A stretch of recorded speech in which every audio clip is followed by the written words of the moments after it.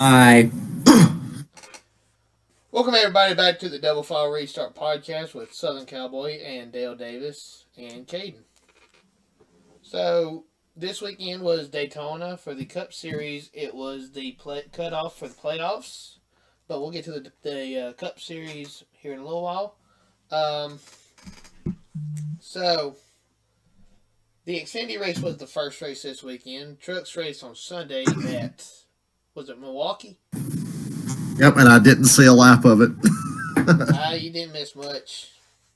The only there was a nice battle between Enfinger and Hocevar. Yeah, there was a nice battle, but I mean, other than that, I mean, pretty much nothing.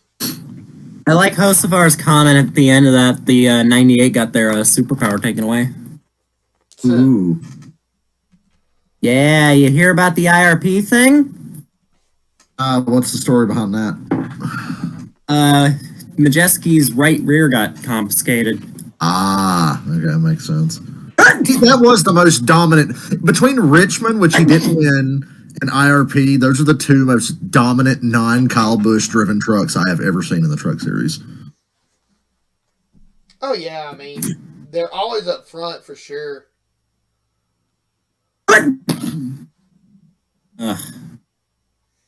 What do you want to dig into, Xfinity? Yeah, let's go ahead and get into Xfinity. Oh, that was a fun one. That was a fun one. Stage 1 was pretty tame for the most part. Yeah, and I'm happy to see that early in super speedway races. I don't mind. Like, let's just get through the race before we start killing each other. Sure, I don't want to watch a race with 10 cars. Instead of having no like in the pack. 2 different flips. Exactly. So I'm gonna have some fun giving my take on the Prius in a little later. Uh-oh. So, there was a wreck in the Xfinity Series. But who did it? Nobody flipped, surprisingly. Man, Well, those Xfinity cars don't have the underbody of a Indy car like the Cup cars have.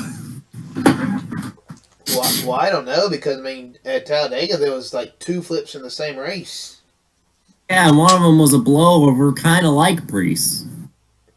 So, I mean, to have seen no... It flipped different. Yeah, exactly, for sure. So Justin Allgaier got the win. He beat out Sheldon Creed.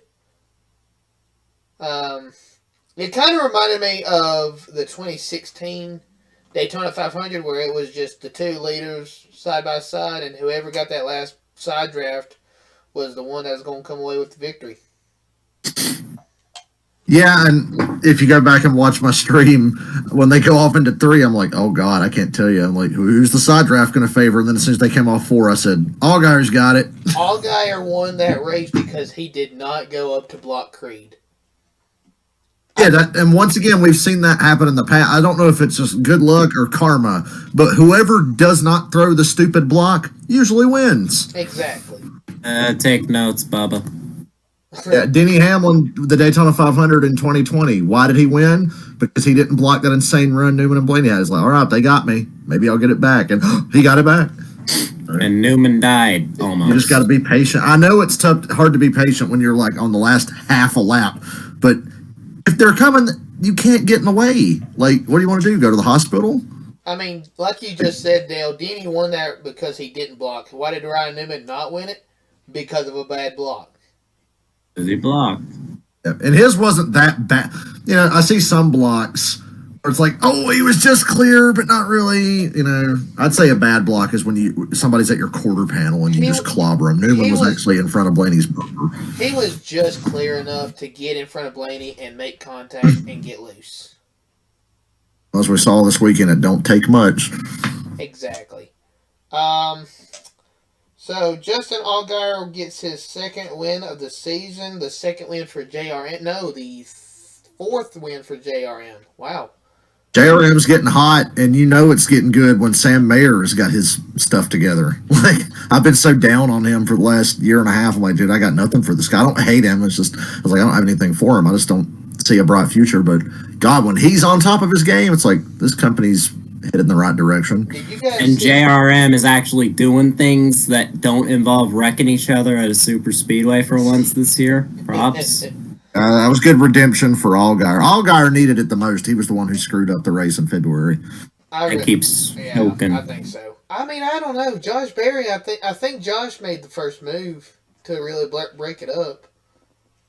I don't remember. I remember being mad at Allgaier for jacking it all up. I remember that's the one I was mad at. Well, I don't remember being mad at Josh. Jeff, that was almost 7 months ago, buddy, so I'm not going to remember that. Yeah. Oh, NASCAR season's too long. I mean, longest season of every professional sport. It does not justify it. Not really. So that is really all we got. Let's see, what happened to cause the big one in the Xfinity Series? What the hell did happen? I've watched this race, but I'll be back in like 20 seconds. I completely forgot who did. I've blanked on it too, but as you know, I've had a lot on my mind the last few days. Oh, I imagine, buddy. Just remember the finish. I can't believe I don't remember what happened. And I watched. Oh no, great racing. Like I used to dread these Xfinity races on the super speedways because they turned into choo-choo train races. But all of a sudden, it's really good every time now. Exactly. I mean, every year I look forward to Talladega, Daytona, and Atlanta now because I mean we know like there's going to be pack racing somehow. Jesus. Well, I went to Atlanta and I got the boring Atlanta race. The one back in the spring. Yeah. This is what my Powerade bottle looks like. Like nobody asked. Kidding. Could you imagine if I was that big? This is like, oh my. Let's see. This was a mistake. You good? But that's what your dad said in the delivery room. Hey. Shut the hell up. Hey, watch. So let's see. The kid. I've got to see if I can find what. Want me to come to North Carolina? Watch the big one again, because I watched every lap of that race. I was in it. My live stream was great. I was all about it, and now I don't remember a damn thing. This has been a crazy week for me.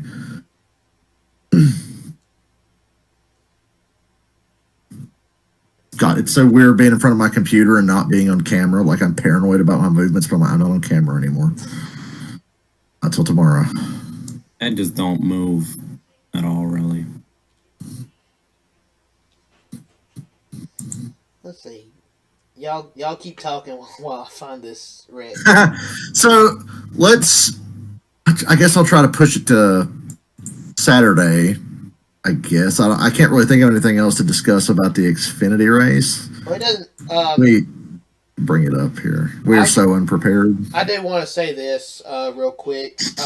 Double File Restart is a podcast based on NASCAR, but we also want to send out our condolences to the family of Wyndham Rotunda and Terry Funk, and also the two MotoGP riders that got killed in a wreck last weekend. Me, Dale, and Caden all send out our condolences and prayers out to the families. We just so happen to be wrestling fans. So it's funny, in my life, I have found a lot of crossover between wrestling fans and NASCAR fans. It's so weird to me. These are two completely different entities. Bray Wyatt was like, he was one of those guys he's one of the guys I knew when I got into wrestling. Bray, for me, I shed a few tears for Bray. The Terry Funk news, I was just like, damn, that blows. But kind of. I don't know Terry Funk as much as I know Bray. And Bray, to me, is like losing Eddie Guerrero again. That's how it felt at first. Like, yeah, and so young, too. He was like 36, and he died of a heart attack. I think about Eddie every time I watch wrestling. Bray's one of those guys where no matter how bad WWE got, and it got pretty bad for about a 5-year period, you could argue longer, but there was like a 5-year period where I'm just like, I hate this and I can't do it anymore. I always made time to watch what he was doing. Always made time for Bray. Always. Especially when he brought in that Firefly Funhouse thing. Oh, yeah. I just watched last night the compilation of every episode of the Firefly Funhouse, and I loved it. Okay, so And the Alexa Bliss was good too. Okay, so I found out what happened. Austin Hill made a move to the outside, and I think it was Trevor Bain in the 19 went up. Yes, it was Trevor Bain. I went off on my stream on a rant about damn it, Yeah, I Trevor. think like Bane threw a horrible block, and then like Yeah. just Yeah, he died. saw the 21 jump out, and then he jumped up, and by the time he jumped up, the 21 was already to his corner. So I guess you could put some blame on Hill because he was on Bane's bumper when he yanked out to make that move, and it kind of might have jerked Trevor a little sideways, but I do think Trevor was like, oh shit, and tried to go back and throw a block. I really don't blame Austin at all. Because, I mean, it's late in the Ironically, race. You got 2 or 3 laps to do go, something. and you're trying to get as good of a suck up to the car in front of you and before you jump out. Oh yeah, he was there. There was no suck left to get. He was on him. Well, he was getting as much suck as he can get for sure. That's what she said. But, that was about 30 Yeah. seconds after Trevor Bain said, I've been waiting all year for this opportunity. I just thought it was so funny that he just said that under the caution. Like, so I've been waiting on. And then, like, not even 100, 200 feet past start finish line. It's like, well, that's over. And then he went out and got wrecked again. He was in the other one. So, so that is about it for the Xfinity series. The really the only other wreck that was in there was was it Jeb Burton? Yes, Jeb Burton got just loose out of nowhere, and we've seen that happen. It's an older, the Xfinity cars are more closely tied to the COT or the Gen 6 Cup car. They're from that era. The way that Jeb got loose reminded me of Dale Jr. and Chase Elliott in the 2016 Daytona 500. Jimmy Johnson, Dale Jr., Chase Elliott all had the same problem for a while with handling, and it happened in the exact same spot every time. And that was when the Cup cars had low downforce on super speedways like the Xfinity cars have now. Exactly. And there's a lot more turbulent air going around those Xfinity cars. Like the Cup cars are like what's pretty much symmetrical now. There's no like side force on them. Exactly. But the Xfinity cars are yawed a little bit, and although they got rid of a lot of that, but they're still kind of yawed and have a lot of weird aero spots, and it just sucked them around. Strangest thing to see it happen, but it just shows Apparently you how hard it is to drive. Like we all think of super speedways as they're just wide open the whole time, but if you go and watch, they had a foot cam on Blaney Saturday night, and he was lifting and modulating and riding the brake, and he was never just like wide open. He was working. I've always said it's harder than it looks. It definitely is. Like It really it used to be even harder. Like old school pre-repaved Daytona with the old cars was way harder, but still now Apparently, you don't see their 2010 arms working as much, but their feet and their eyes are doing the work because you're watching them. Apparently, 2010 was like ice. Yeah, pothole Daytona 500. That was the last one where it was like, holy crap, this is out of control. Well, the July race that year too was the last race on that pavement, and it was insane. Well, that is a good segue into the Cup Series. Oh boy! Chris Buescher wins his 3rd race in the last 5 races. I knew I should have bet on them. Where the hell did RFK come from? Atlanta bets this year were like, Keselowski, Buescher, give me money bets on them. And then like Keselowski blows on the last lap at Atlanta. And then Saturday, I don't take either of them. And of course, they get one too. So. Chris Buescher, like, Roush just came out of nowhere to become the best Ford team in the sport. Next gen car and Brad Keselowski. It's as simple as that. Yeah. And some people said Roush and Childress would never be good again. I'm looking Childress at you, Radman, with the Childress thing. Childress is always knocking on the door of being like, oh, they could be great if they had a real driver. They got a real driver now, so of course they're really improving. But And then they got a rich kid in the other car, tarnishing the Three's legacy. Speaking of Brad Keselowski, I think y'all know where I'm going with this. yeah, Just making miniature laps in the infield on the backstretch. not the first viral thing he's done under red flag on the backstretch at Daytona. Well, since 2012. To be fair to him, apparently he was trying to put out some fire. He was. Question: should that be a penalty? No. Well, it was under red flag. What are you doing? You're not allowed to work on your car or do anything under red flag. I mean, technically, it's not working on his car, but like, but the red flag. What's he doing? I think there should always be an exemption to something like that if it's a safety concern. Like, I bet if he had won the race, if he had ended up winning, the competition would have been like, "Well, what the hell?" and they would have made a rule change. Caden, have you ever listened to DBC? DBC. Yeah, door bumper clear. I thought he said something else. Well, they brought up the exact same argument that you could argue that Sterling Marlin was doing the same thing because it was a safety concern. I don't know how I feel about that argument. I don't think it really is an argument. As far as the Sterling Marlin thing, Brad Keselowski catching on fire. I'd say Sterling's was more egregious. Yeah. Fire and pulling out your fender are completely different. They are, for sure. See, I don't care one way or another, but I was just curious what you guys thought of, like, should it have been a penalty? I don't think it should. Which, let's talk about the wreck that sparked that red flag to begin with. Well, hold on. We'll get there. We'll get there, cowboy. By letter of the law, to kind of quote Denny Hamlin on this, by letter of the law, under red flag, you are not to move or work on the car. You are to come to a stop behind the pace car in the position that you are on the track at the time of caution and not move. Technically, Brad did break that law, but I personally think there should be some leniency if it's like a fire, especially, and something that Brad can control. So, that's my opinion on it. I think it's completely fine. I think the rules should be reworded, for sure. What a great presence of mind. I'd be like, oh, if I just spin my car around, it'll go out. Like, I wouldn't have thought of that. I mean, the fire's on the inside. You'd think that wouldn't help any. Well, he wasn't exactly spinning out. He was just driving left, getting air in the grill and to the radiator and cooling everything off. So, going around in circles again. Somebody put that on a video of him doing that. And then put Magic Carpet Ride for Ryan Preece, who we'll get to. So, oh boy. Let's talk about the big one. That hit by Blaney was... That was nasty. I can't believe we saw a worse wreck after that, but when that happened, I said, ooh. Well, I don't really think Preece's wreck was really worse, per se. I think a dead-on hit to the wall. Exactly. It has more of a kill count than a flip.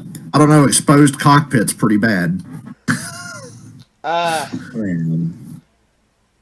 mean, there was a truck driver in the truck series, I think 2000, that his entire body came off and he got out just fine. So apparently an exposed cockpit is just whatever. Oh, he didn't get out fine. Yeah, he didn't. He went to the hospital. He was out for a while. Oh, I didn't. I guess the article I read was false. And before your time, son. Before your time. But I was before my time. I was only about a year old. I wasn't even a year old back then. I wasn't even born, but I heard the injuries he had. They weren't very good. Well, all I saw, I don't. It might have not even been an article. I just saw NASCAR wrecks at Daytona or whatever. So let's talk about Ryan Blaney. Let's talk about how it happened. Yeah, it was nobody's fault. It wasn't. It was just a bump draft gone wrong from the 20 to the 54. You could see Bell try to stay off him, too. Yeah. Okay, I found something interesting that apparently, like, a lot of these bad bumps are more or less, like, the Fords are able to bump draft so much easier, but with, like, the Toyotas and Chevys with, like, the curved noses, Yeah. incidents And like obviously Gibbs. Chevy's worked on that because remember the first year they brought out the Camaro? Oh my It was like they had a spear at the end of their car and they couldn't do anything They on the super did. speedway. So they They kept absolutely rounding it had. off and rounding it off. Ford was smart from day one saying, yeah, we're just gonna make it as square as possible. I think the best bump drafting bumper as far as the Gen 6 was the Gen 6 Mustang. Yeah, they Yeah. were perfect. Because, I mean, they just And then lined the up Gen so 7 Mustangs perfect. were the best. Now, the deal that happened Saturday, did you hear Ty Gibbs's radio meltdown? I don't Oh, blame him. no, I didn't. Good Christian boy Ty Gibbs was dropping some F-bombs during that crash. Oh, Oh, you're going to send me that radio later. Somewhere on Twitter, and I'm not going to say it, but I'll paraphrase. These effing cars are so effing stupid. Al, that GD effing hurts, mother, he was just going on. I'm like, wow, he gets us. Christian Boyd really say goddamn? Yeah. He was going off, man. And I think about all those times I heard Joe Gibbs radio to Kyle Busch, watch your language. And tell his grandson his language. I have heard Joe Gibbs tell his drivers to watch the language on the radio. And Ty just freaked out. So I don't blame him because he was mad because he said the hits on those cars hurt so much worse than anything he's ever driven. Not only that, he was buying for a playoff spot. Yeah, he was right there with a fast car doing nothing wrong. He got a little loose, Bell cut him a brake, and I gotta credit him. Like, for as far as Cup, except for maybe North Wilkesboro, he's done nothing wrong this whole season, really. Who, Ty? yeah, he's kept his nose clean. No problems in Cup from Ty Gibbs. Xfinity, another story, but Yeah. it's a respect thing. At least he's showing respect to the guys that he knows he's going to be having to deal with for the next 10, 15 years. Can't see my eyes since it's all blocked. We'll see. Thing about it is, it's the Cup Series. There's no top level other than the Cup. Ty's in the top level. He doesn't have to race aggressively. He's in Grandpa's car. Xfinity and trucks is different because guys come and go, guys flop, guys don't make it, guys move on while you get stuck behind. Guys come and go. Cup, you're going to have like the same top 12 or 15 guys for like a decade or more usually. Yep. Yeah, and they ain't gonna put up with your bullshit. They ain't going nowhere and they ain't going to take any of your shit.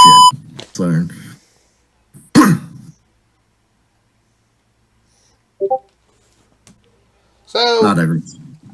I saw a lot of videos talking about Ryan Blaney's hit. His eyes afterwards. That I've seen people comparing it to Dale's It was identical. hit. The hit was the way it happened was not.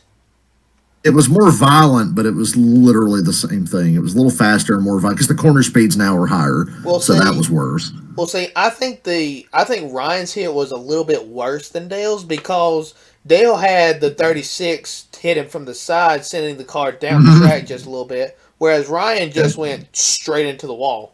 I just like went. I don't know if y'all can see it on the thing, but He almost had those iRacing physics of when you hit the wall, you just bounce like a basketball back onto the track. If they Y'all weren't see up that on banking, flex? he would have shot across the track. Did you guys see that flex in the wall? Yeah, That was think about how hard that hit would have been. I If think he there broke wasn't the all that damn banking. wall. He went uphill 34 degrees of banking to hit that wall, and it was still that bad. From the bottom of the Yeah. track, from the apron. I think it straight up broke the damn wall too. I don't know how they didn't have to it broke the steel part of the wall, but the foam somehow retracted and held up. I was like, I don't know how the foam held up from that. That's surprising. Yeah, you could see the dent if you watch the race the rest of the night. I kept glancing every time they came through four. I could still see where the steel was bent on the outer part of the safer barrier. There was like a dip in it. So let's get to the big one. Ryan Priest. Jump scare wreck, I called it. I said, oh, there he goes. 2 Stuart Haas cars gone at once after having Stuart Haas And then came to Dale's play all 4 of reaction. them. My reaction was like, I was absolutely losing it. My friend was all confused because he was behind. Like, what happened to Priest? What happened to Priest? Terrible things. I have some interesting takes on this because people are saying they won't be surprised to see the grass go. The thing is, y'all are I don't not. think it's. Y'all are not gonna I believe don't this. think it's. I don't think it's primarily grass because I can name plenty of wrecks where a tumble like that has happened from a blowover and no grass was required to send that thing into a tumble, like Michael Waltrip, This one was just a Scott bump. Scott Riggs. I don't think the grass itself sent Priest flying. Yeah, the grass didn't make it worse I- in this instance. I think there was like a bump in the pavement where it met the grass that kind of knocked his car up a little bit, allowing air. It was the transition to the roval or the road Yeah, course part. exactly. And people like, get rid of the grass. I'm like, what do you do for the road course then? Guys, you're going to be blowing that corner even more than they already do if you take grass out of there. Y'all may not. Y'all may not. And believe this. also, Harrison Burton didn't need that bump to go for his blowover last year. No, it was just he went all the way around, and the underbody of these cars is so strange, and they know it. They put they put like roof flaps under the car. You watch them flip. The diffuser has flaps, and there's flaps under there. Yeah. But it still don't matter. That thing is just so smooth, and the air just goes. I've seen an interesting thing where only the Fords are taking off like that. Y'all may not believe this, but Did I'm actually going to disagree with Denny Hamlin. I don't think the grass. I don't think the grass needs to be paved over. We saw Ryan Newman almost die in the car, and he never touched a blade of grass. Yeah. It was all on the pavement. There should be as little grass as possible, but in that particular area, for the integrity of the road course, it's got to stay. Exactly. They already What the paved hell the else other are you gonna do? 65-70% of the back straightaway that used to not be paved. I mean, You come off turn 2. Remember when that front stretch going on to pit road had grass? And also another thing, they said, oh, guys were saying it's the grass. Well, we just mentioned Harrison Burton's flip. He was on the asphalt part of the backstretch. yeah. Yeah, and that car could have very well snapped over had that wreck gone any differently. Now, here's something that I haven't heard brought up yet that I wanted to run by you guys. When the cars get snapped around like that, it just blows over. That just makes me wonder, was there any safety implementation? Is that the word, implementations? Any safety features in the Gen 6 that stopped Kevin Harvick from flipping over in 2021? I just think those cars were so packed with downforce. I gotta go off on this for a minute because I see some brain dead like community posts going on about how the Gen 6 didn't do that. The Gen 6 did it. Yes, it did. Yes, it did. Chris Buescher says hi. Yeah. Kurt Busch could have very well had a massive tumble down the straightaway at Talladega had Newman not hit him. Austin Dillon literally jumped into the catch fence. Over the top of several cars. He almost went through Tony Stewart's windshield. Newman's wreck 2020 was a blowover. Yeah. Yeah. Here's the thing. No matter what. See, I remember a time, you guys might not remember this, when the COT first came out, there were no flips for like almost 2 years. I remember that. Like There was 2006. none in 07 and into 08. The only flip was the Michael McDowell qualifying wreck. And so, wow, that's a freak accident. That'll never happen. Oh, these COTs, they don't flip. And then COT started getting turned around in 2009 with the wing. And it's like, if they get turned all the way around, they will always flip. Yeah. Carl Edwards was the first in-race flip in 2009 at Talladega, I believe. Ryan Newman or Harvick landed on Ryan Newman at Talladega. No. Newman Landed on Harvick. Oh, yeah, you're right. Harvick's never flipped. Brad Keselowski at Atlanta getting sent by Carl. Wait a minute, I just realized you said Kevin Harvick flipping in 2021. You mean Logano? No. Like, I'm talking about at Talking about 09. Daytona. That last lap crash in the 2021 Coke 0400 where Harvick that one. That was amazing. where Harvick basically just snapped 180 degrees instantly. Yeah.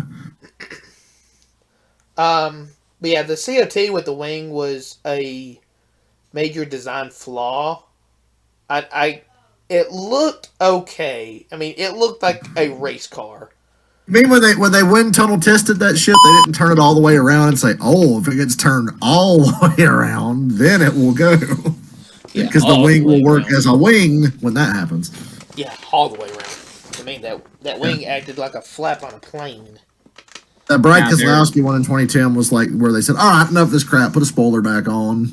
That was at least no air can get over and under it. That was the best decision of that decade they ever made, and it happened in the first year. This could have very well happened in the Gen 6, whether or not they went, hey, if they're going to keep knocking the next gens about this, why are we not knocking the Xfinity cars since they've had more blowovers in the last 2 years than the next They don't knock the Xfinity cars because they're the safest car we've ever had. Because they're basically just the COT. When you think about it, they still blow over way more. Like, cars are going to flip. Like the thing about the Ryan Preece says everybody's so rattled is that we've not seen a flip like that in over 20 years. Not like that. Not in over 20 years. It's just a product of super speedway racing. And it was just the right. I don't even know how to describe it. It's just the perfect storm for the most violent flip. That looked like Rusty Wallace in like 93 or Darrell Waltrip. Yeah. And that one July Daytona. Rusty Wallace had 2 violent ones in 93. Yeah. And they looked a lot like that. One of them he broke his wrist in. But yeah. Let's see. Where else can we go before we get to our playoff brackets? But when we see flips now, or in this modern era, the flips are very lazy because they've done a decent enough job of keeping them from getting airborne too easy. So when you see a car, it's like, and then it doesn't go like Preece was doing. Exactly. You're used to seeing them just kind of lazily lift. Like, look, except for Busher last year. Yeah, that was a freak accident of the tire got wedged under the car as he was sliding sideways. I completely forgot about that, Rick. When you said Chris Busher, I thought you were talking about the 2016 Talladega flip. Yeah. I completely forgot about that, Rick, last year in the Coke 600. I was at the Charlotte one, and it was just the tire got that would have never happened if the tire didn't just go boom and get stuck under the car. It would have just been a normal spin. So, yep. Chase Elliott is not in the playoffs for the first time in his career. Social media is taking it very well. Oh yeah, definitely. Calm down. It's an off year. Every driver. I got a little bit of a rant to go on because I know a few people on Facebook that don't really watch NASCAR but never miss an opportunity to take a dump on Bubba. Yeah. And as soon as Bubba's in, last one in, first one out. Last one in, first one out. Last one in, first one out. And I'm like, Kansas is in this round. He did win it last year, and he's pretty good at Darlington and Bristol, too. So hey, just saying that 23-11 literally swept Kansas last year. And like I said, they run really strong at Darlington. Yeah, I was wanting to bring that up before we got into our playoff brackets. Kansas is in this round, and Talladega is in the next round. The 2 wins in Bubba Wallace's career is at 2 tracks in 2 rounds of the playoffs. I gave you a small spoiler. I've got him getting through the first round, unlike these people in my Facebook that literally don't even watch. Like, Same here. Last one in, first one out. I'm like, yeah, he'll make it through the first round because 23-11 is fast. I have him getting through. And I don't have him past the second round, but I see a possibility where he could get past the second round simply because Talladega things happen. Yeah. He's a good plate racer. If the dominoes fall in his favor, he will make it to the round of 8 for sure. Maybe he can get another rain win at Talladega. Yeah, Dale, you was talking about the people commenting first one in, last one in, first one out. I mean, Chase Elliott would have been in an even worse situation. I like how anybody else that could have raced their way in just better. People were like, oh, good for them. But because Bubba, he got lucky, he just barely got it. And I'm like, well, he came into the race already in, so it was his to hold on to, and he did. We all know why they act like this towards him. We all know this guy, and I'm going to call him out by name. His name is Larry. No names. Okay, he's a bald, like anyone knows him. Idiot named Larry. But he was like, yeah, he didn't earn it. He got lucky. He didn't earn it. He didn't have to do nothing. He didn't earn it. I'm like, well, why were they having to race so hard to catch up to him in points, and why did they have the pressure to win, but he didn't? Oh, yeah, because he was already in. He was already above the cut line. You know why he was already above the cut line? Because he's having a better year than those guys. Exactly. That's why. Exactly. I've also only seen comments of Chase Elliott missing the playoffs only because of his injury. I mean, there was one race that he very well could have won that he took himself out because he wanted to act immature and just completely right rear hook a guy. I'm not going to get into that whole argument. Let's just face it. That's just I was how there. Yeah, that kind of Tony Stewart even said it best. That's not the thing you want to do if you're fighting for points. And I know Chase has caught a lot of hell in the past for like, what a baby. Because on track, he is a big ass baby. Like, I'm just being real. I like Chase, but he is so petty. Like, spin it out on purpose to try to cost a teammate a win. Like, yes. He's done that. Yeah. You know, like, he's very petty on the track. And his personality off the track rubs me the wrong way, even though I've always been a Chase defender. I don't like his personality. I started seeing his pettiness back in 21 when he was doing that thing with Harvick. Yeah. Although, in that instance, I remember being like, good for you, Chase, to hell with him. Because I was there, and I said, look, Harvick walled him. At least he didn't go back out there and tear Harvick. I was like, look, he could have, like, wrecked him or done worse. He just got in his way. He didn't even touch Harvick. I want to say something on that. He blocked Harvick. I mean, he had assuming that NASCAR wouldn't have done anything, he had every right to block Harvick. But his radio...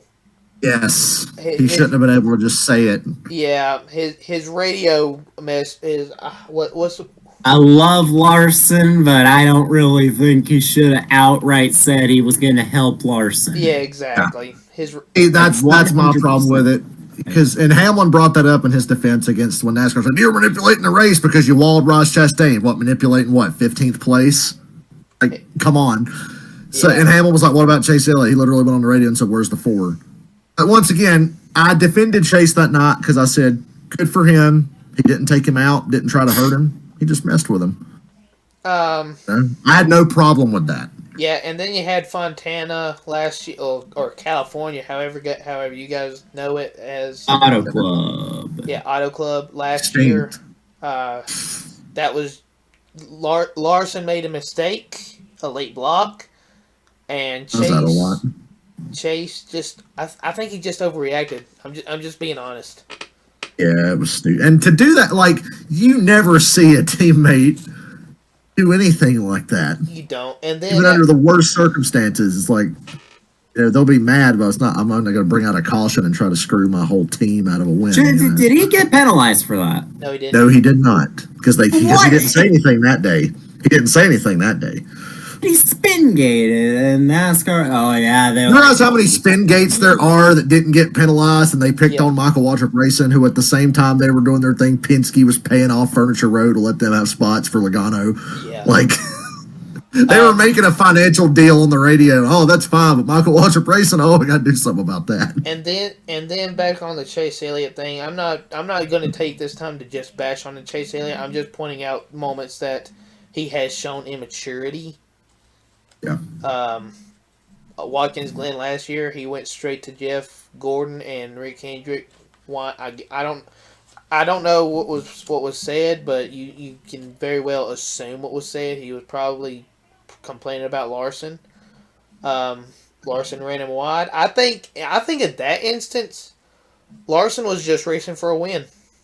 I mean, Chase is the one who gave him the chance because Chase gave Larson the inside on a late restart. Exactly. Hey, here's a hot take. You can call me biased if you want. I don't think it was that bad of a move. It's not like there's grass out there. It's all pavement. Exactly. It's tough to see a teammate do that to another teammate, but you're right. That was just racing. Chase people go that wide on purpose. Yeah, Chase is the one who gave him the chance to do that.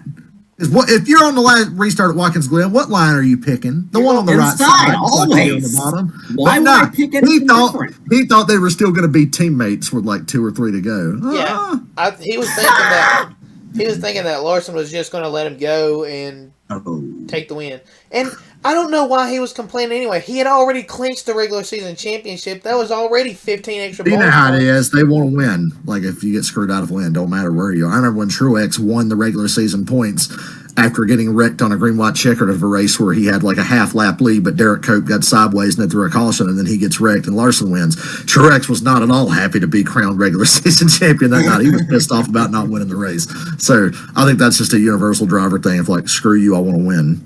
I mean, I Like, doesn't matter what the context is.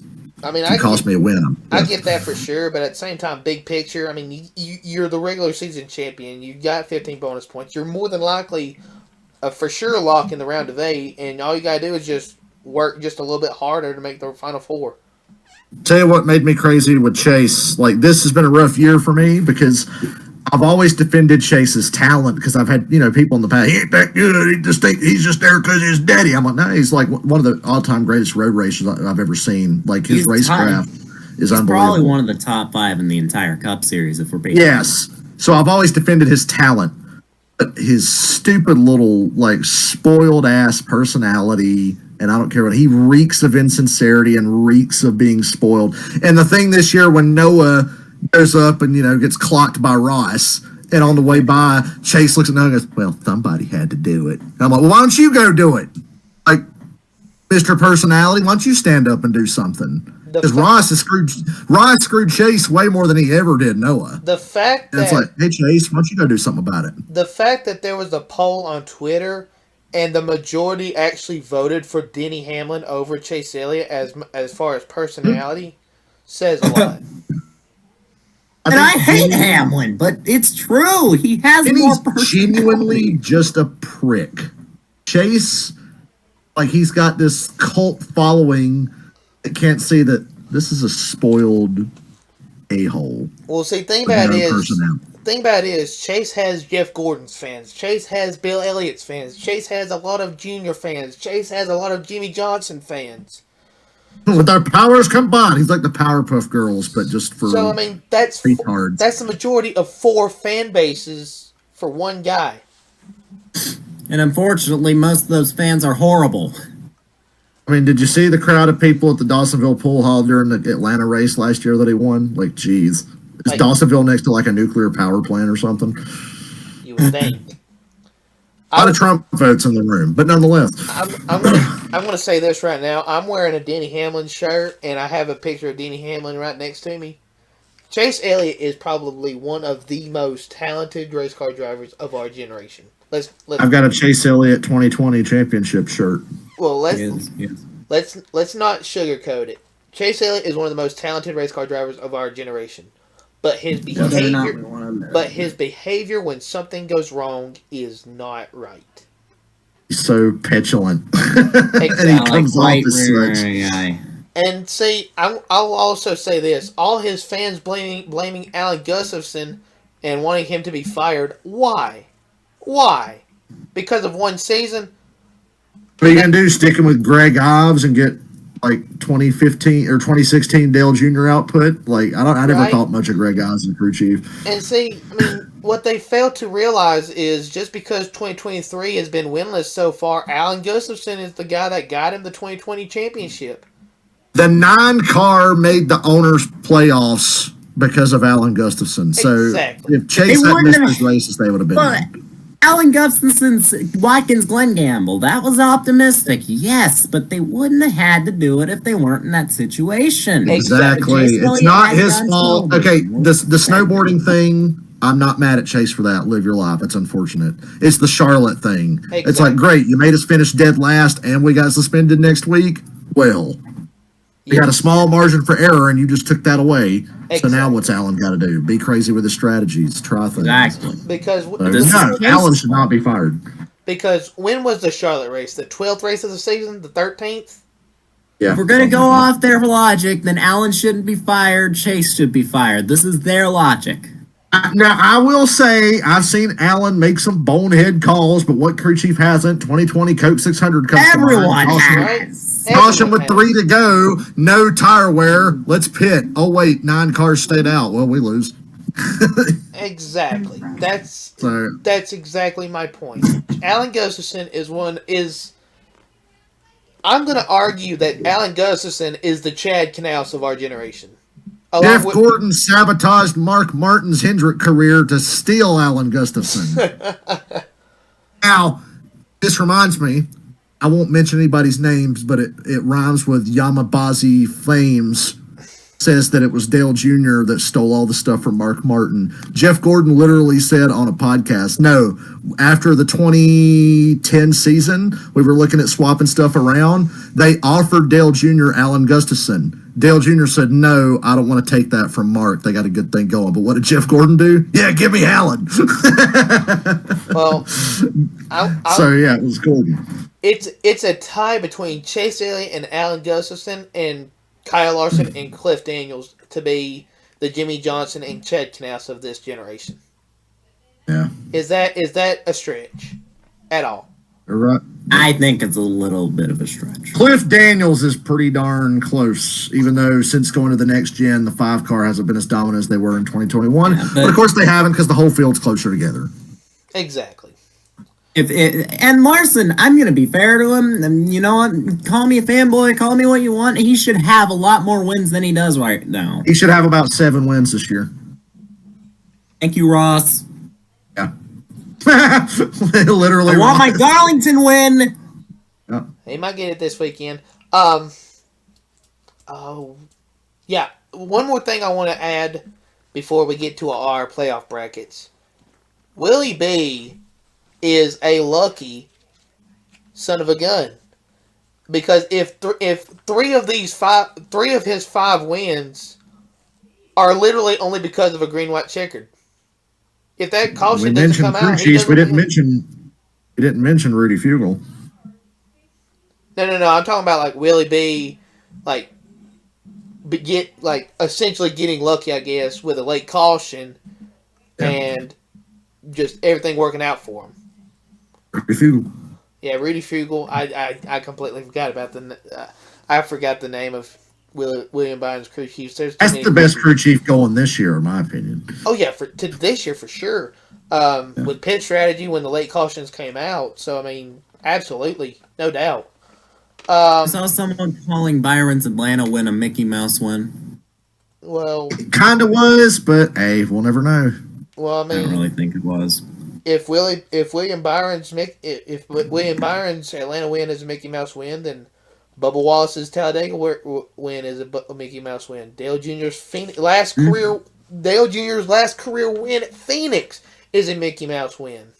I'll say not all rain wins are created equal, because I'd say in Byron and Bubba's case, they're legit wins, because it was like, hey, rain's coming, go. Everybody knew it. It wasn't, is it or is it not? Is it gonna? Is it not? Is it gonna? No, there was no doubt in the Bubba win and the Byron win at Atlanta that, it's coming. I think. And in the case of some people who say Byron's win really hate on Hendrick a lot. I see a lot of Toyota fans and JGR fans who do it, mostly. People played their strategy at Atlanta specifically because, rain's coming. Exactly. Ain't a matter if it's when. In the Bubba one, it was like, we're not getting out of stage 2. The end of stage 2 is going to be the end of the race. Exactly. Everybody knew that. And I'm a fan of a Toyota driver, and I call it down the middle as much as I can on this podcast. Me too. So, I mean, Larson, Byron, and Chase are probably the big 3. Bowman needs to catch up at HMS. Bowman, since his injury, because at the start of the year, I was like, Bowman's hanging right there with Willie B, because Willie B got off to a hot start. Like, Bowman's right there. He's going to be good this year. Then he got hurt. He ain't been right since. Bowman hasn't done anything. The only highlight that I can remember was him getting loose and wrecking with just happened to be Denny at Atlanta. That's the only He missed some races because of injury, and he got penalized, so he would have been right there in the playoff conversation. Hell, he broke his vertebrae. You don't really feel right after that. Just ask Hamlin. Yeah, Hamlin said on his podcast a couple weeks ago, he said, I did not feel at all good until about October of that season. That was like 6-7 months later. And not to mention that Denny only had one win, and that was the last race that season. Yeah, he said he felt 100% the last couple weeks of that season, and that's it. So Bowman, there's no way Bowman could have been right when he came back, and it's shown. Yeah. I'll give him a break. He's lagging behind us. There just always seems to be one Hendrick car that is just way off the others. Can we say Chase has been right either, to be completely honest? Now, Chase if Chase hadn't missed those races, he'd be in the playoffs. So I can say he's been a little off, but he still would have made the playoffs. Yeah. If you look at where he's tracked in points, he's been right there with guys like Harvick, who handedly made Harvick made the playoffs easily, and he's been off this year. Chase would have been in that area for sure. Sure. So he's been off. If he was, let's just say, if he was an average 4th place car last year, this year I'd say Chase is an average about 8th place car, 7th or 8th. Oh yeah. And for Harvick. So let's go ahead and get to the big one. Oh, this is going to be fun. Me first. I will let Dale go first. Okay. So, playoff predictions, whatever you want to call them. It's going to be interesting because it's literally impossible to predict because, number one, racing in general is inherently chaotic, but then you throw Talladega in the mix and good luck deciding who makes it through what round. And it never, ever, ever goes the way that the majority of the people in the world think it's going to go. But this is what I think. Round 1 eliminations. Round 1 is Darlington, Kansas, Bristol. Michael McDowell, Ricky Stenhouse Jr., Ryan Blaney, and Ross Chastain will be eliminated. Wow. Chastain out early. No, shocker. A little upset there. But Blaney's been absolute anus since Charlotte, and Trackhouse is invisible. And I almost had Ross going to the next round because of how good he is at Darlington, but I'm like, you know what? They ain't got the speed nowhere. I ain't seen one race other than Nashville where they've had the speed. And Blaney's been bad too. And Stenhouse and McDowell, I think McDowell will just barely miss out, but he ain't going to be good at Kansas because it just seems like the high-speed tracks hurt that team the most. Exactly. Oh, round 2 eliminations. Bubba Wallace, Kevin Harvick, Joey Logano, and Christopher Bell. Because of all the Toyotas, he's been the one that's been slipping. Yeah. And somebody's going to get eliminated, like I said. So like I said, Harvick, Bubba, Logano, Bell. We go to the round of 8. Eliminated will be Kyle Busch, Tyler Reddick, Brad Keselowski, and Chris Buescher. And your final 4 will be Martin Truex Jr., William Byron, Denny Hamlin, Kyle Larson, and William Byron will win the championship. Ooh. Nice. All right. Okay. Out on some limbs, but that's just the chaotic nature of this. Not a bad prediction. Those aren't bad. Next at all. is me. Go for it, Caden. All right. Round 1 eliminations.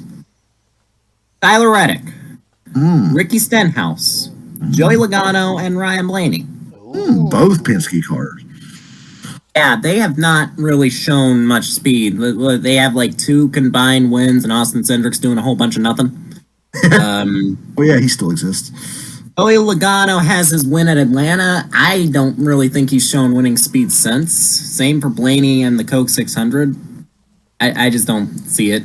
Reddick, same deal. Like, he's been off all season. They've got the speed, they don't execute, and he's part of that too. He's part of that problem. So I see. I let him go all the way to the round of 8 because of speed.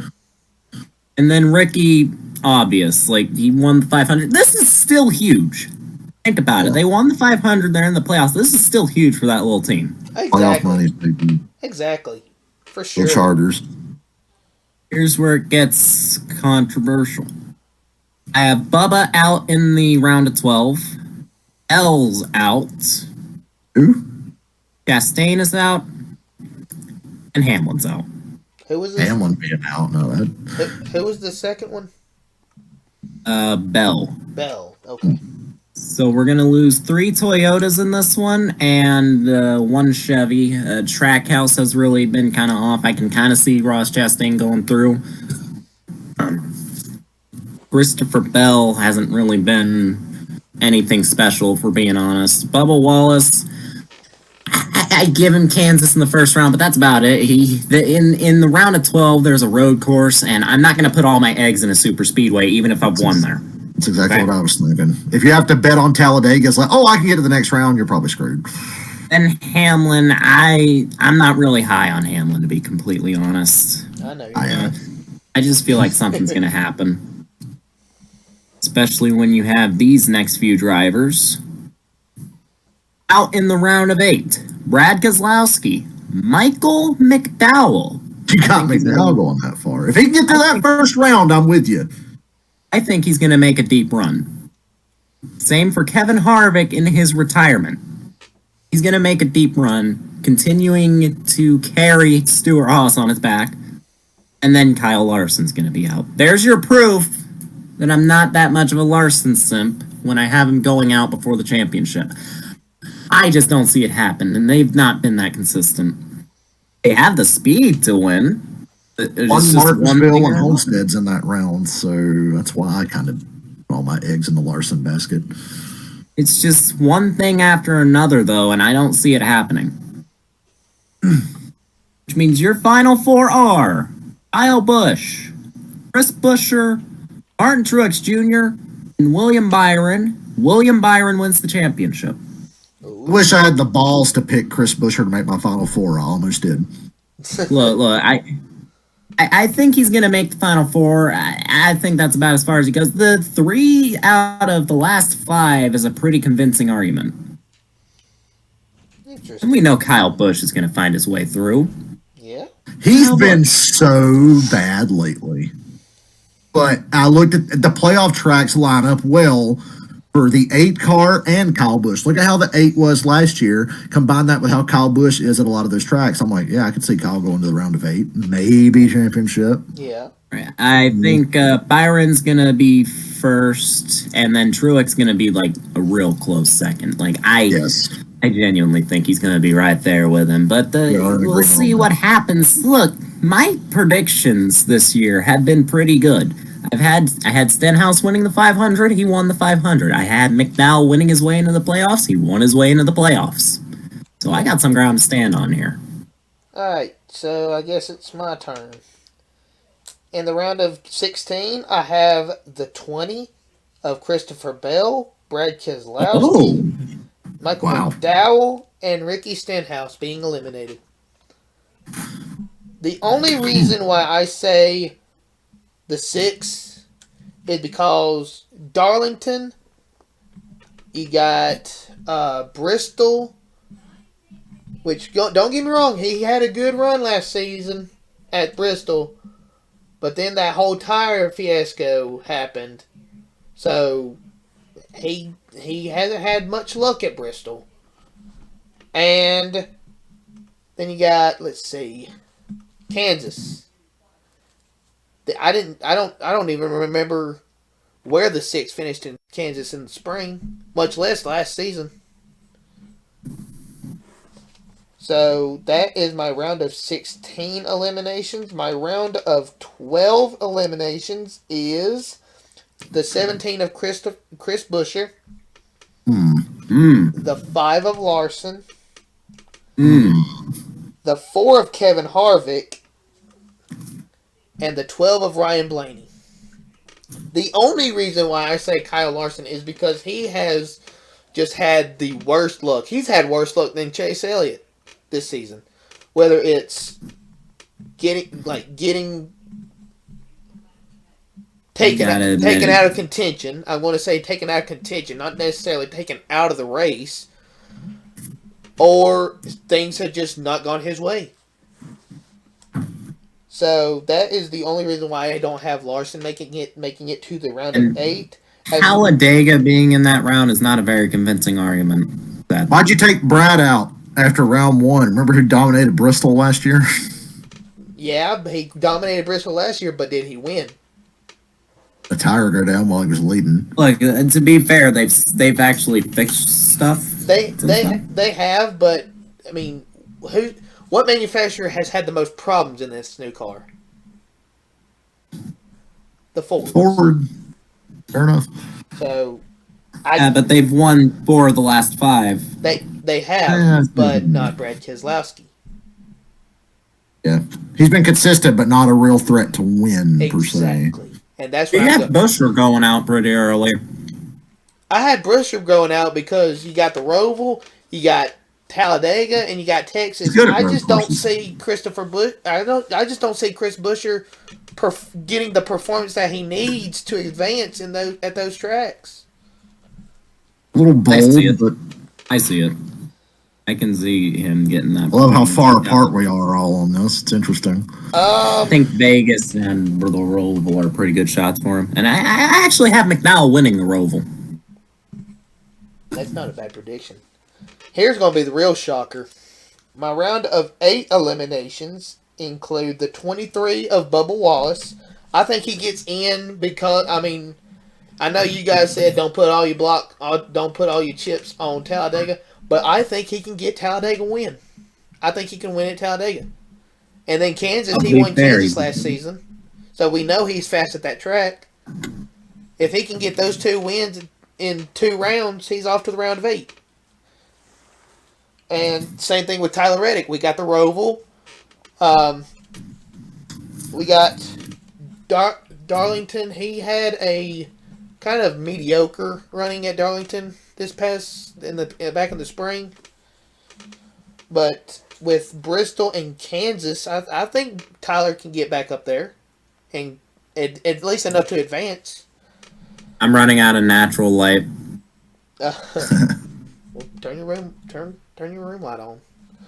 That was too bright. Also, I have the one of Ross Chastain not advancing.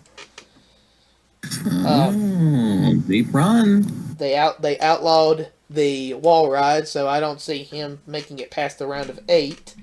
Yeah, sadly. And the big one, my wild card pick. I see the 24 getting eliminated this round. Round of 8. Yes, he does have the playoff points, but can he perform?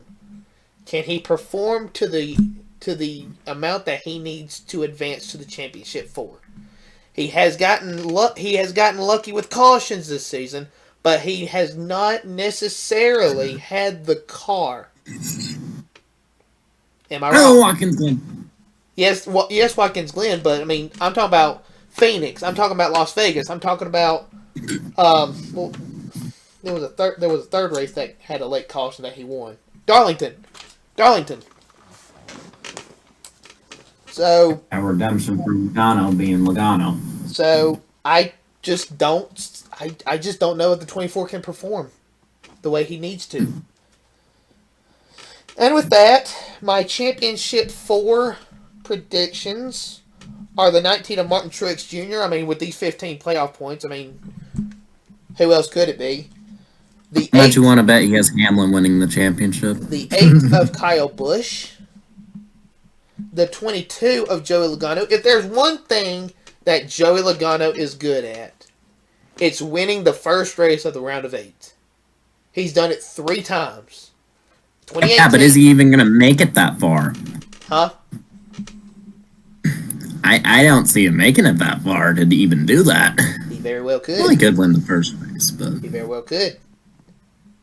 Everybody had Chase Elliott winning Watkins Glen, and we saw what happened, so pitch. I didn't have him winning the damn thing. Well, I'm talking about all the HMS fans, which is unfortunately the majority of us NASCAR fans. But I am an HMS fan. Well, there you go. But yeah, you never know what can happen in these. Like, this is just a prediction. I can't sit here and say that yes, this is going to happen. No, this is not going to happen. I'm just guessing. But I'm going for a wild card guess. Like, I'm going off the beaten path.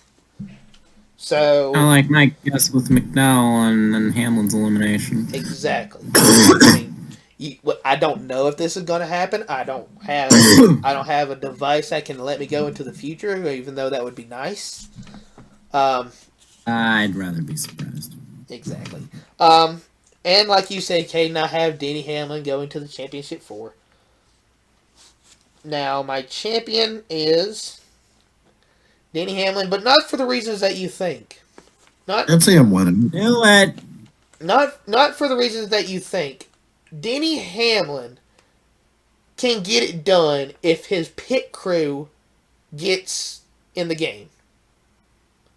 Because that's the only reason why he had that penalty at Daytona and why he was back in the back of the pack when the big one struck was because he had a penalty because a pit crew member jumped over the wall too soon. He was not speeding. He did not go over too many pit boxes. A pit crew member jumped over the wall too soon. The pit crew has got to get their heads in the game for Denny Hamlin to have a chance to win this championship. He has the confidence. He has the driving style. Is it aggressive? Yes. But is it what it takes to win the championship? That driving style get him when he was closest he's been to a championship. See, Caden's the one that's being biased and in denial here. But look, I'm just being on past trends here. Like Past trends show he can make the Final Four easily. if it's not the pit crew, it's himself. Sometimes, not in every instance. How has Denny Hamlin not lost the majority of races that he very well should have won this year? 2014, Hamlin gave away crappy race start. Exactly. That's the big one that comes to mind. 2010 gave away. Yes. Those are really the only two that stick out to me. 2019 was on the pit crew. Let's not forget that. Yeah. Yeah, I think they put too much tape on the grill. They Is did. that when they put too much tape on the grill? Yes, it was. They put. How the hell would you Stupid cover half the championship grill? race that was. Truex's team put the wrong tires on each side of the car, and then Hamlin's crew does some dunk. If that tape if that botch on the tape does not happen, I really think Denny is the 2019 champion. I just do. He had the car, he had the speed, he just got screwed over by his teammate. Which, if that I said teammate, crew member, I mean, if that doesn't happen, I think he has the confidence because for one, his podcast is a hit. Let's face it. And he has the confidence because both his cars are in the playoffs. They made it to the playoffs. That's all he wanted, was for his cars to be winning and make it to the playoffs. That was their goal for this year, and they accomplished it. So Denny Hamlin has the confidence. I really think the aggressive driving style is the driving style to have. Because how did Dale Earnhardt win those seven championships? Earnhardt, low key though, was so remarkably consistent. He was consistent. That was his biggest strength. All that intimidator crap in the front, but he was aggressive though. He'd finish fourth 10 times in a row and give up wins to win a championship. I know he would. That was his true mentality of I'm just going to sit here. If I can win, yeah. Exactly. But I'm not going to kill myself if I can't. I will hurt somebody else. We saw him 2 years in a row take out the same guy in the same corner at the same track. Hooray! What? That's it. Earnhardt was he won't put himself at risk. That was Earnhardt style. He puts you at risk. Exactly. But I mean, he was. Let's not dance around it. That was aggressive, was it not? Yeah. So, Hamlin's got a new side to him this year. Denny has definitely got a new, like you just said, a new side. And I've noticed a difference. When Kyle Petty goes from bashing Denny Hamlin for Pocono to saying that Denny Hamlin has what it takes to win the championship as long as his pit crew doesn't screw up, something big can happen. So, yes, I do have Denny Hamlin winning the championship, but because of his confidence, because of his change in driving style. Not because he's my favorite driver. I mean, I'll admit he is. I mean, you guys know it. You guys on YouTube know it. That Hamlin's my favorite driver. He has been ever since Junior headed out. But this year, it just feels like Denny has more confidence than he ever has. Here, more sure of himself and who he is. You could probably make the confidence thing about the cleanest driver on the track, Martin Truex. Oh yeah, he's the same level. They're that's why I got them both in the Final Four. He is. Yeah, he especially after his brother won at Dover this year. I'm sure that really helped Martin's confidence. Let's just hope it doesn't rain at Phoenix and move it to a Monday if we don't want to see a Truex championship. You know what? I would be kind of okay with, to be completely honest. Like, I've kind of lost my liking of Truex ever since ever since Furniture Row left, and he hanging around Gibbs too much. But like, to his credit, he's the cleanest driver out here. Ooh. Oh, I was about to say something, but I don't remember what it was. Oh yeah, at Daytona, I knew when Truex won Stage 1, I knew he already had the regular season championship. I mean, let's face it, you're not going to make it was impossible for Hamlin to make those points up at that point. So now it all comes down to the playoffs. The next 10 weeks is going to be very entertaining. There might be a fight. There might be wrecks. There might be intense. Oh, there's going to be a fight. Going to Darlington and Bristol. I want to see some shit. Especially at Bristol. Sure to get a close-up reporting of the fights. Wait, Noah's not out there. We should probably have less in the way of fighting. I almost went to Bristol, Dale. We really could have done a show at the track. I'm kidding. Well, is it almost time to wrap her up? Yeah, that is about all I have for tonight. Anything you two would like to add? Well, I'm going to Darlington, and the weather looks good, and it's not supposed to be that hot. It's supposed to drop to the 80s here. Yeah, if you guys see Dale, say hey.